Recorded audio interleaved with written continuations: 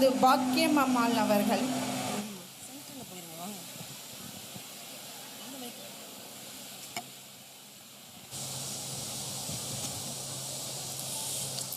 நமது பாக்கியம் அம்மாள் அவர்கள் 1902ஆம் ஆண்டு ஜூலை 14ஆம் நாள் சுவிசேஷபுரத்தில் உள்ள தந்தை பாக்கியநாதன், தாய் அன்னம்மை அம்மாள் இவர்களுக்கு மகளாக பிறந்தார். தன் தாய் தகப்பனால் கண்டிப்புடனும் ஒழுக்கத்துடனும் பக்தியுடனும் வளர்க்கப்பட்டார்கள். சிறு வயது முதல் ஆலய வாஞ்சை, குருமார், உபதேசியார் இவர்களுக்கு உரிய உதவிகள் செய்து வந்தார். சில ஆண்டுகள் கழித்து 1ஆம் வகுப்பு கூட சரியாக படிக்காத போதும் வேத அறிவுக்காக சாட்சியாபுரத்தில் 1.5 வருடம் கல்வி அறிவு பயிற்சி எடுத்துக்கொண்டவர்கள் நம் பாக்கியம் அம்மாள். யாராவது வாசிக்கும் போது ஒரு சிறு எழுத்தை விட்டாலும் உடனே திருத்துவார்கள் நம் பாக்கியம் அம்மாள். இதன் பிறகு 1919ஆம் ஆண்டு செப்டம்பர் 11ஆம் நாளில் ஆனைக்குடியில் உள்ள ஒரு இந்து குடும்பத்திற்கு விவாகம் செய்து வைக்கப்பட்டார். மாமியார், கணவர், மகன்,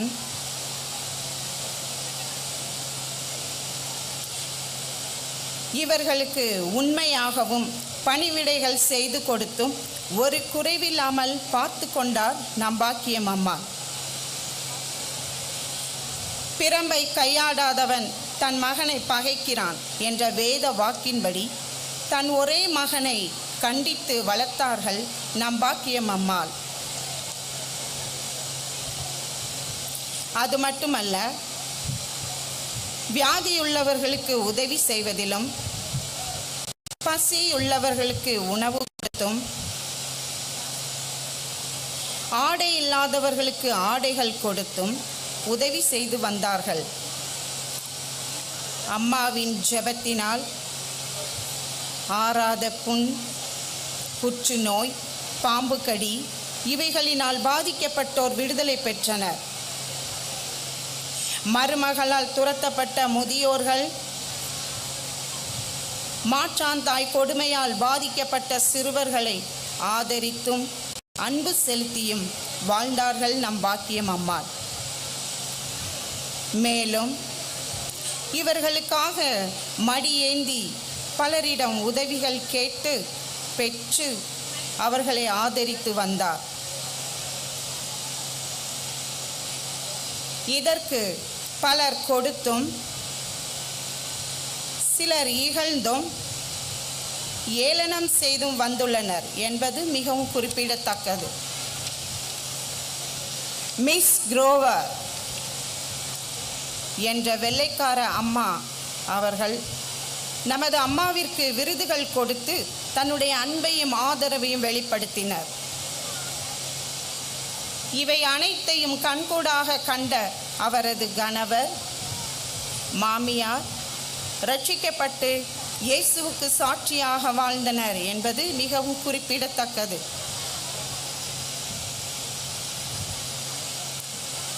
ஊழியம் நாளுக்கு நாள் விருத்தியடைந்தது. அம்மாவின் வாழ்வில் நடந்தேறிய முக்கிய நிகழ்ச்சிகள், அற்புதங்களில் சில இதோ உங்கள் கண்முன்.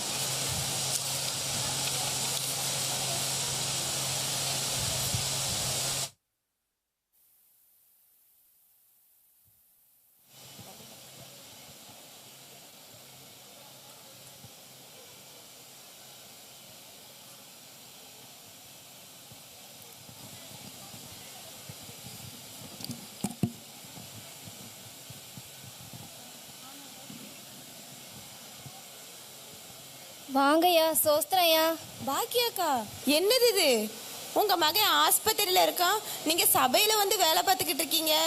வேலை பார்க்கறது நம்ம பிள்ளைங்க இருக்காங்களே, ஐயா, ஆண்டவர் வீட்டு காரியத்தை நம்ம பார்த்துக்கிட்டோன்னா நம்ம வீட்டு காரியத்தை ஆண்டவரே பார்த்துக்கிடுவாரியா?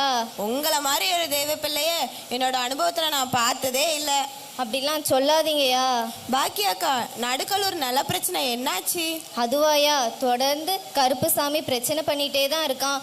ஒரு வாரம் கழிச்சு வியோ அவங்க ஒரு முடிவு சொல்லுதுன்னு சொல்லியிருக்காங்கய்யா. கர்த்தருடைய இடம் கர்த்தர் பார்த்துக்குவாங்க. அது உண்மைதாயா. அந்த இடம் திரும்பவும் நம்மளுக்கே கிடச்சிட்டுனா அதில் ஒரு ஆலயம் கட்டணும் நான் ஒரு பொருத்தனை பண்ணியிருக்கேன்யா. அது மட்டும் இல்லை, இந்த கருப்புசாமி நான் எங்கே வந்தாலும் போனாலும் திட்டிட்டு ஒரு மாதிரி பண்ணிட்டு இருக்கான்யா. கவலைப்படாதீங்க பாக்கியாக்கா, எனக்கு அதை குறித்ததான கவலையே இல்லையா. எல்லாமே ஆண்டவர் பார்த்துக்கிடுவாரியா. எனக்கு அந்த நம்பிக்கை ரொம்ப இருக்குதுயா. ஐயோ, நேரம் ஆயிட்டியா. நான் என் பையனுக்கு கஞ்சி கொடுக்கறதுக்கா ஹாஸ்பிட்டலுக்கு போனியா? போயிட்டு வரேன்யா. சரிங்க பாக்கியாக்கா.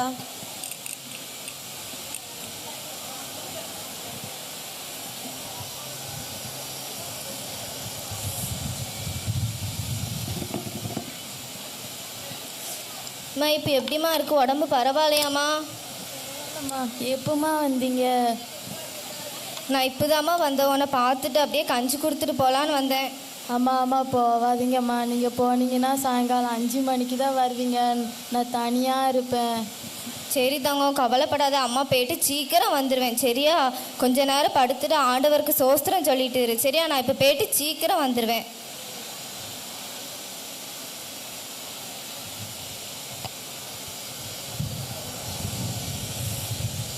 பாக்கியாமணி, சொல்லுங்க சேஷாத்ரி ஐயா. பிள்ளையனுக்கு காய்ச்சல் வந்து 10 நாள் ஆச்சு, இன்னும் கியூராலே.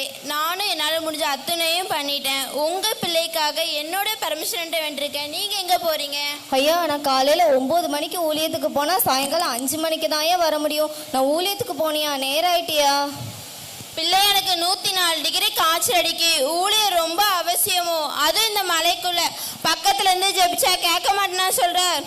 ஐயா, ஆண்டவர் அவனை பார்த்துக்கிடுவாரியா. நான் ஊழியத்துக்கு போனியா? நேரம் ஆயிட்டியா? நான் போயிட்டு வரேன்யா. நோக்கு, நான் சொல்றது ஏதாவது புரியுதா? திருத்தவே முடியாது. பரமேஸ்வரா, தம்பி, உனக்கு பிளட் டெஸ்ட் எடுக்க போகணும். என் கூட கொஞ்சம் வா. சோஸ்திரமா. ஆங்காங்கே தெருவில் நின்று கொண்டிருக்கும் சகோதர சகோதரிகளே, இயேசு உங்களை நேசிக்கிறார். அவர் நேசிக்கிறதுனால தான் ஆண்டவர் என்னை இந்த இடத்துக்கு வர வச்சிருக்கிறார். அவர் நம்மளுக்காக மரித்து ரத்தம் சிந்தி 3ஆம் நாள் உயிரோடு எழுந்தார். இயேசு அப்படி நம்ம கூப்பிடும்போது அவர் நம்ம அருகில வந்து நம்ம ஜெபத்தை கேட்கிறவரா இருக்கிறார். ஐயோ, சாயங்காலம் ஆயிட்டு இப்போ போனாதான் சீக்கிரம் போக முடியும்.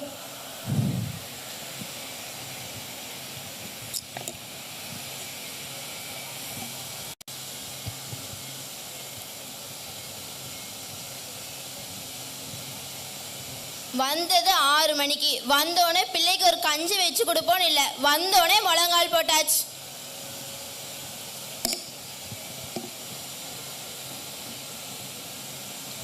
பிள்ளைக்கு இன்னும் காய்ச்சல் வரல. உன் பிள்ளைக்கோசரம் நல்லா வேண்டிக்கோ.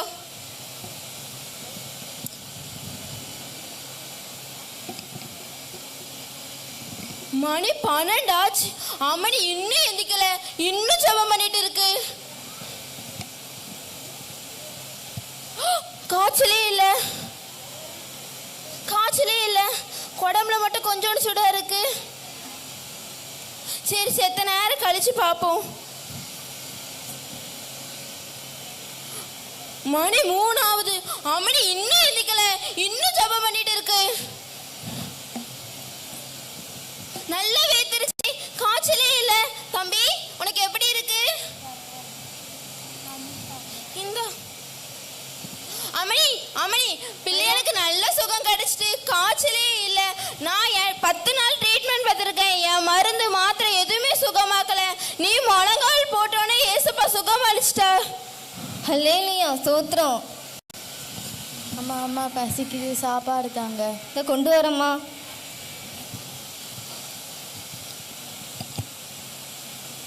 எப்படிமா இருக்கு? உடம்பு பரவாயில்லையா? என்ன நீங்க என்ன இந்த நேரத்துல எங்க வந்திருக்கீங்க? நடுக்கல்லூர் நல்ல பிரச்சனை இல்லம்மா, அது ஏசப்பா நம்மளுக்கு திருப்பி கொடுத்துட்டாங்கம்மா. அப்படியா? ஹல்லேலூயா, தோத்திரம். நான் இதை போய் ஐயர்வாள் அவங்க கிட்ட போய் சொல்லிட்டு வரேன். நீங்க தம்பியை கூட்டிட்டு வீட்டுக்கு போங்க. சரிங்கம்மா.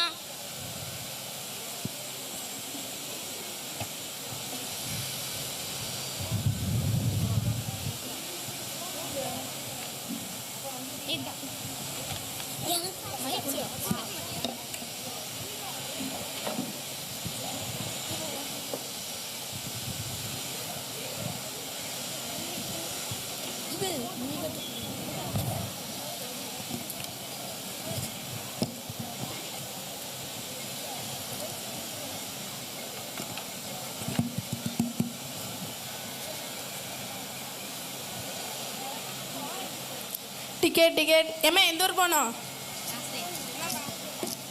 அம்மா அம்மா உங்களுக்கு எந்த ஊர் போகணும்? என்னம்மா? சரிப்பா.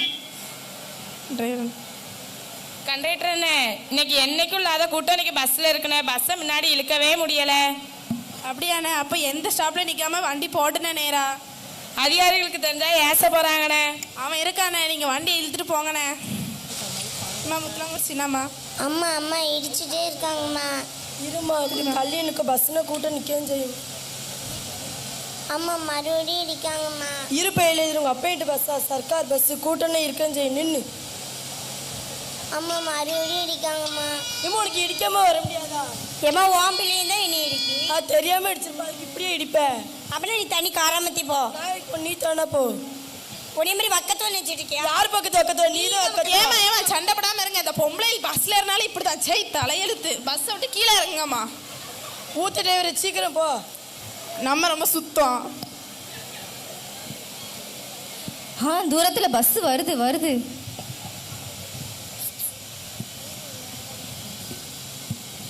கண்டக்டர் அண்ணே, அந்த அலையிலியா பாட்டி நிற்கா, அந்த பாட்டியை ஏற்றுமா வேண்டாமா? என்ன ஏற்றி தான் அவனை கொஞ்சம் தள்ளி போய் நிறுத்துங்கண்ணே. அந்த அலையில பாட்டி பஸ்ஸில் ஏறினதும் சினிமா பாட்டே கேட்க முடியாது. அலையிலியான்னு பாட்டு பாடிட்டே இருக்கும். ஆமாக்கா. இந்த இப்பெல்லாம் சொல்லாதீங்கண்ணா. இந்த வயசான காலத்தையும் ஆண்டவருக்காக தொண்டு செய்தாங்க. அவங்கள நீங்கள் பஸ்ஸில் ஏற்றிக்கோங்க. என்ன தள்ளி போய் நிறுத்துங்கண்ணே.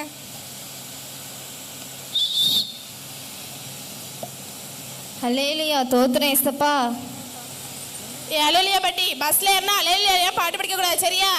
செவுட்டு கிளவி வாண்ட தானே சொல்லுதேன். கேட்கதான் ஒன்றாவது. சி என்னது தலையெழுத்து. சை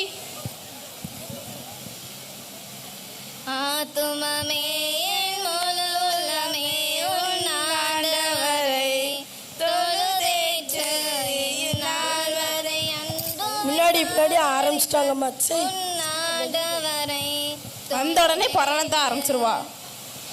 டிரைவர் என்ன வண்டி நிப்பாட்டுங்க. கிளவி உன யாரும் போதே என்ன சொன்ன? பாட்டு படிக்க கூடாதுன்னு சொன்னோம்ல. திரும்ப திரும்ப பாட்டு படிச்சுக்கிட்டு இருக்க. நான் ஆண்டவரை தானப்பா துதிக்கிறேன். அதுக்கு நானும் அவங்க கூட சேர்ந்து அலையிலியா பாட்டு படிச்சுட்டு இருக்கணுமா? மறுபடியும் கீழே இறங்கு. அப்பதான் பஸ் எடுப்போம்மா உங்களுக்கு. இறங்குமா, தொல்லையா இருக்கு உன்னால.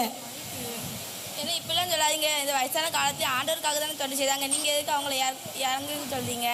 தொண்டு துண்டெல்லாம் செய்யட்டும். சேர்ந்து நீயுமே செய். இறங்குமா, உன்ன தானே சொல்லுதேன். ஹல்லேலூயா சோஸ்திரம். உன் சோத்த ஆத்திரத்தை அங்கே வைப்போ. கண்டக்டர் அண்ணே, பஸ்ஸு ஸ்டார்ட்டாகவே ஆக மாட்டேங்கண்ணே.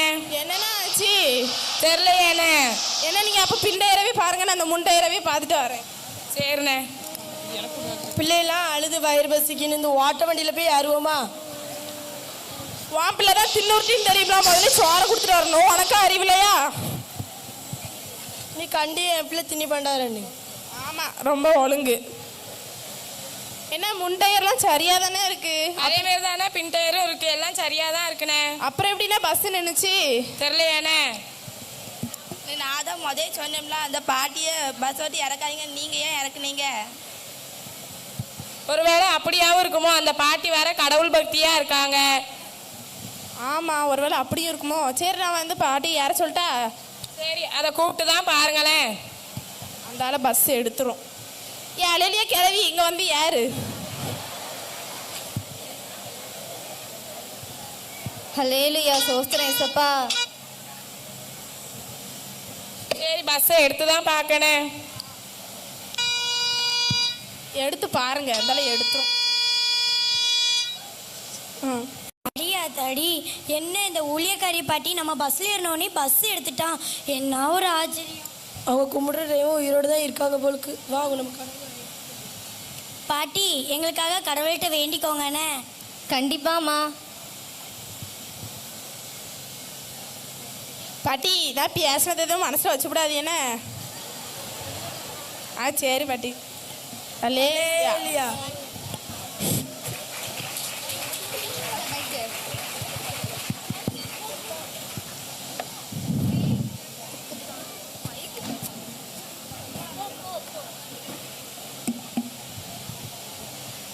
டேய் கருப்பசாமி அங்கே பாரு. டேய் கருப்பசாமி அங்கே பாருடா, அழலுவே கழிவு பஸ் விட்டு இறங்கி நடந்து வருது. ஆமாடா, என் கனவுல மண்ணள்ளி போட்டா வாரா. அவளை இன்னைக்கு ஏதாச்சும் பண்ணுண்டா. அவ கையை காலை இன்னைக்கு வாங்கிருண்டா. யாரும் வாராங்களான்னு பாருடா. ஆண்டா. ஐயோ ஏசப்பா வலிக்குது, விடுங்கப்பா. ஐயோ வர மாதிரி இருக்காங்கடா, வாடா ஏசப்பா, வாடிடுவோம். சோஸ்திரம் சப்பா.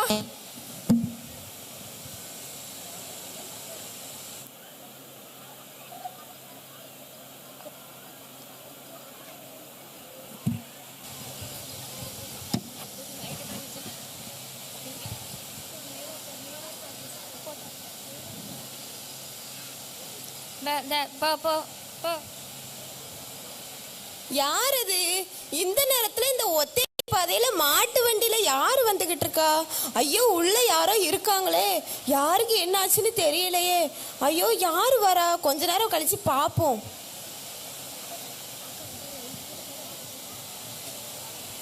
யாரு வந்திருக்கா? ஐயோ பாக்கியாக்கா. தம்பி தம்பி, இவங்களுக்கு என்னாச்சு? இவங்களை எப்படி உங்களுக்கு தெரியும்? ஐயா, இந்த அம்மாவை எனக்கு ரொம்ப நாள் முன்னாடியே தெரியும். இவங்க நான் பார்க்கும்போது யாரோ நல்லா அடித்து ரோட்டில் தள்ளி விட்டுருந்தாங்க. இவங்க அடிக்கடி உங்கள் வீட்டுக்கு வந்ததை பார்த்துருக்கேன். அதனால தான் உங்கள் பக்கத்தில் இருக்கிற உங்கள் வீட்டுக்கு கூட்டிகிட்டு வந்தேன். கவலைப்படாதீங்க, இவங்களுக்கு எதுவும் ஆகாது. இவங்களுக்கு சீக்கிரம் கண்ணு முடிச்சிருவாங்க. நீங்கள் ஜெபம் பண்ணி ஒரு கிளாஸ் தண்ணி மட்டும் கொடுங்க போதும். அப்படியா? எப்படி இவ்வளவு உறுதியா சொல்றீங்க? என் அப்பா ஊர் உலகத்தில் இருக்கிற எல்லாருக்கும் வைத்தியர். ஏன் அவர் பார்வைப்பட்டாலே அவங்களுக்கு சுகம் கிடைச்சிரும். அவருடைய மகன் நான் அல்லவா, எனக்கும் வைத்தியம் தெரியும். அதனால தான் ஐயா சொல்கிறேன். இந்த உடனே கொண்டு வரேன் தம்பி.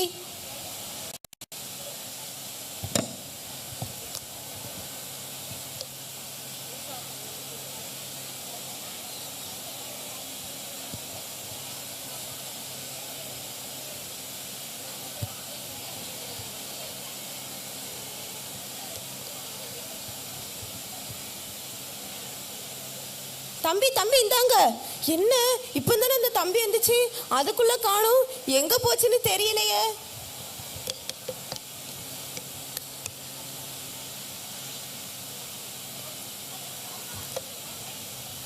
தம்பி தம்பி, இங்க மாட்டு வண்டியில் ஒரு தம்பி வந்துச்சு, பாத்தீங்களா?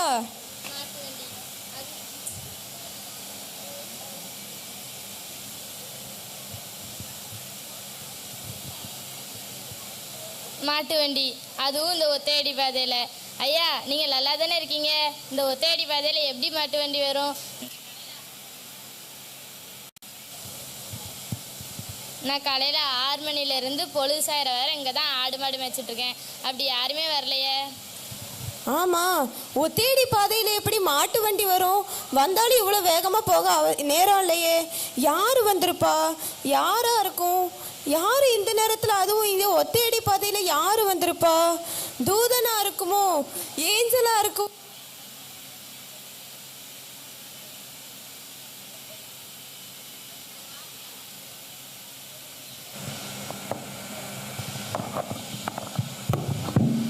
தூதனா இருக்குமோ, ஏஞ்சலா இருக்குமோ?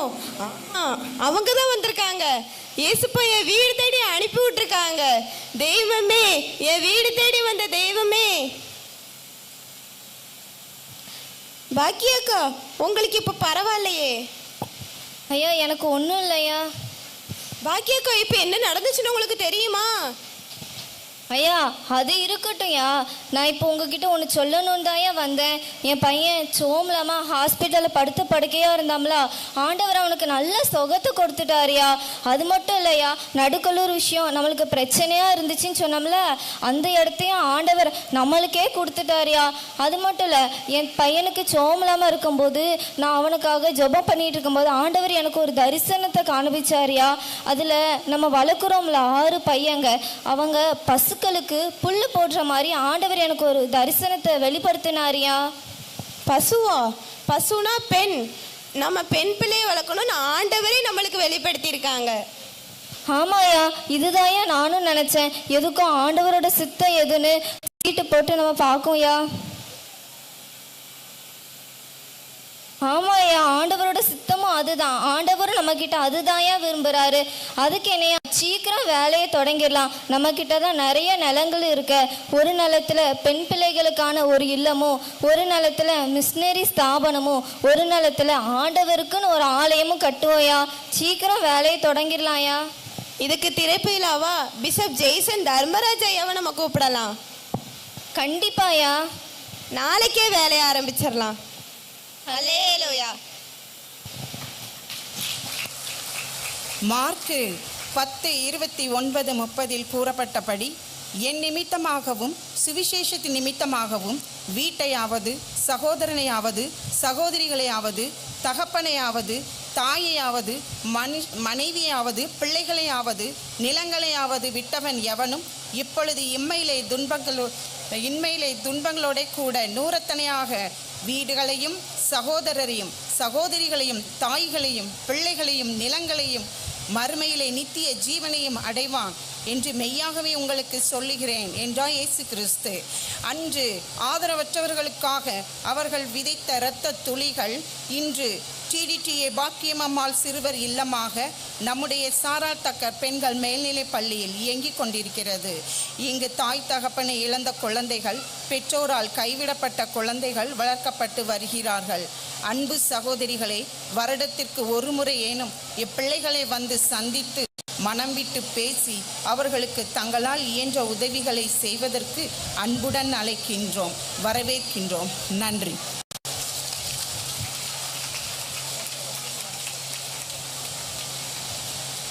அருமையாக நடித்து காட்டின பாக்கியம் அம்மா சிறுவர் இல்ல குழந்தைகளுக்கு எல்லாரும் கரங்களை தட்டி அவங்கள சந்தோஷப்படுத்துவோமா.